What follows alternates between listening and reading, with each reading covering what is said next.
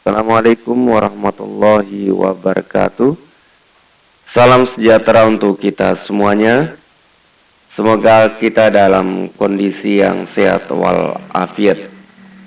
Oke, selamat datang di tutorial liquid dan semi solid. Kali ini kita akan masuk di acara yang ketiga, yaitu emulsi. Saya akan sedikit mereview beberapa teori terkait dengan emulsi. Kita langsung ke slide berikutnya.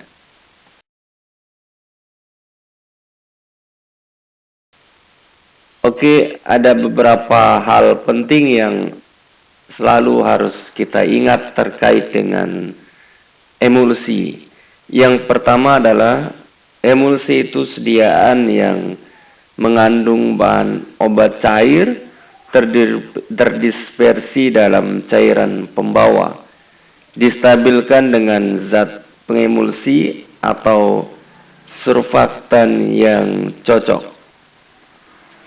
Kemudian emulsi pasti terdiri dari dua fase, ada minyak dan ada air. Bila dikocok akan diperoleh campuran yang homogen tentunya.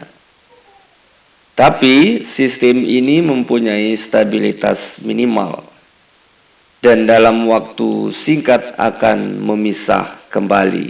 Ini ciri dari emulsi. Kemudian yang ketiga adalah stabilitasnya bisa diperbesar dengan penambahan yang namanya emulgator.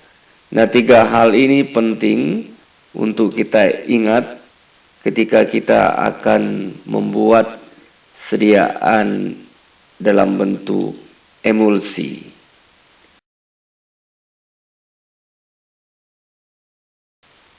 Kita lihat komponen apa saja yang menyusun sediaan emulsi.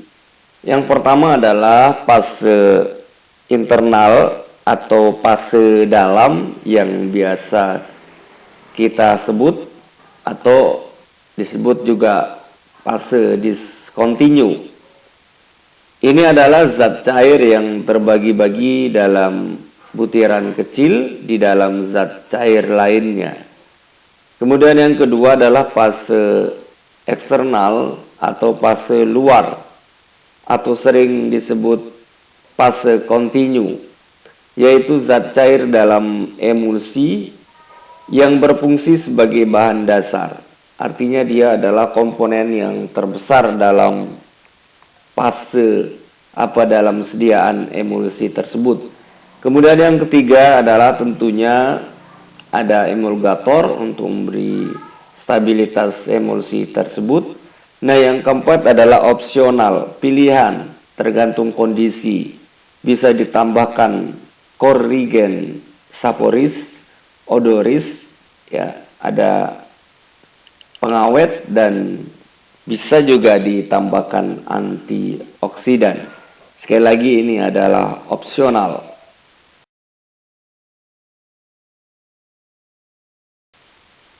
Nah, sekarang karena ini adalah bagian yang penting dalam sediaan emulsi, yaitu adalah emulgator.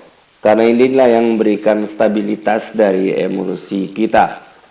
Oke, emulgator itu dari mana saja didapatkan? Yang pertama adalah dari tumbuh-tumbuhan tentunya. Misalnya adalah PGA, tragakan, agar-agar, atau emulgator lain bisa pektin, metil selulose, CMC, karboksi metil selulose. Kemudian didapatkan juga dari hewani, misalnya menggunakan kuning telur, Adepts lanai. Kemudian ada emulgator dari mineral, ada vegum atau biasa disebut magnesium aluminium silikat. Kemudian ada bentonit.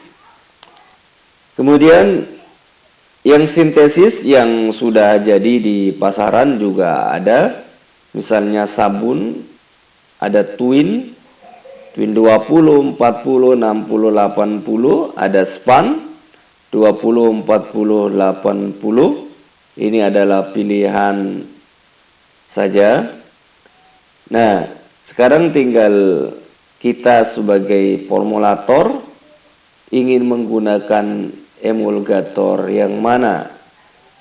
Apakah tumbuh-tumbuhan, hewani, kemudian mineral, kemudian yang sintesis yang sudah ada di pasaran. Nah, kali ini kita akan menggunakan tentunya dari tumbuh-tumbuhan di praktikum kali ini. Oke, untuk memperdalam emulgator bisa Anda baca buku, bisa Anda baca di banyak literatur. Silakan dibaca sendiri, dicari sendiri, bisa di googling, banyak materinya tentang emulgator. Kita lanjutkan.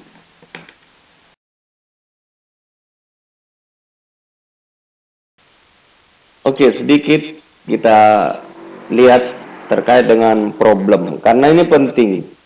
Ketika kita membuat, jangan sampai terjadi problem yang 3 ini. Kalau terjadi berarti sediaan kita tidak stabil dan tentunya tidak berhasil secara farmaseutis membuat sediaan tersebut. Apa saja problem yang mungkin terjadi ketika kita melakukan proses pembuatan emulsi? Yang pertama adalah creaming, yaitu emulsi tidak terpisah 2 lapis. Sementara kan ada fase dalam dan fase luar. Ya, ini dia tidak terpisah 2 lapis. Dia bersifat reversible, artinya dapat kembali apabila dikocok perlahan-lahan. Nah, kedua ada cracking. Ini adalah emulsi yang pecah. Jadi pecah diakibatkan film yang meliputi partikel rusak dan butir minyak berkoalesensi atau menyatu menjadi fase tunggal yang memisah. Nah, tapi ini sifatnya irreversible, tidak bisa kembali seperti semula. Penyebabnya adalah bisa saja perubahan pH, ada faktor pemanasan, penyaringan, pendinginan atau pengadukan. Kemudian yang terakhir adalah inversi fase. Nah, ini peristiwa berubahnya tipe emulsi kita, yang tadinya oil in water menjadi water in oil secara tiba-tiba atau sebaliknya. Nah, sifatnya sayangnya ini adalah irreversible, tidak bisa kembali ke fase awal yang ke tipe awal yang kita rencanakan. Itu yang disebut irreversible. Nah, ini adalah problem yang penting kita ketahui dan kita cermati, sehingga kita dalam proses pembuatan sediaannya tidak mengalami ketiga hal ini. Oke, kita lanjutkan.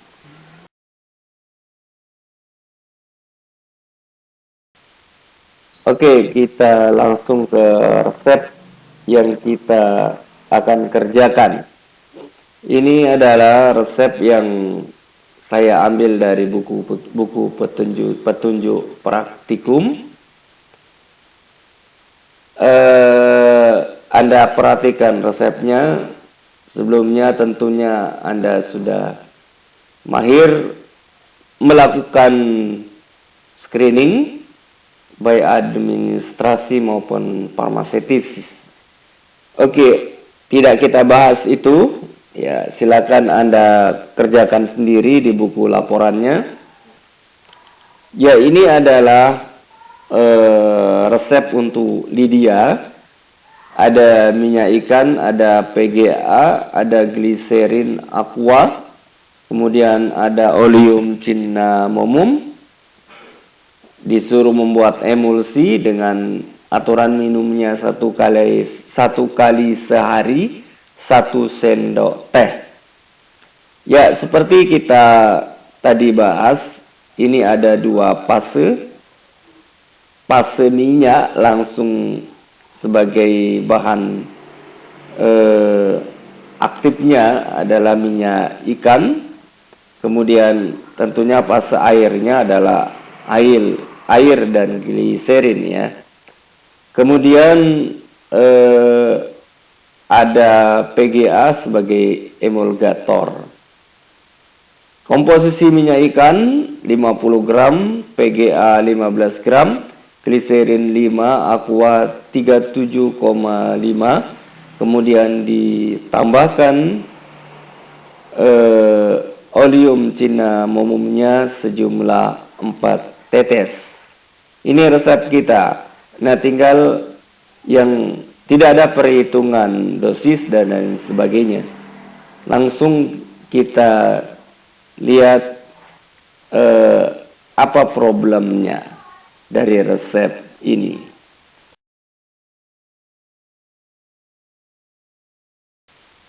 Kita lihat ini sebenarnya bukan problem, saya kira tidak ada problemnya, mungkin salah masuk di buku petunjuk praktikumnya. Kalau pembuatan korpus emulsi ya harus, karena ini adalah emulsi. Kemudian kopi resep dan penimbangan masing-masing setengah, ya karena perintah dari resepnya.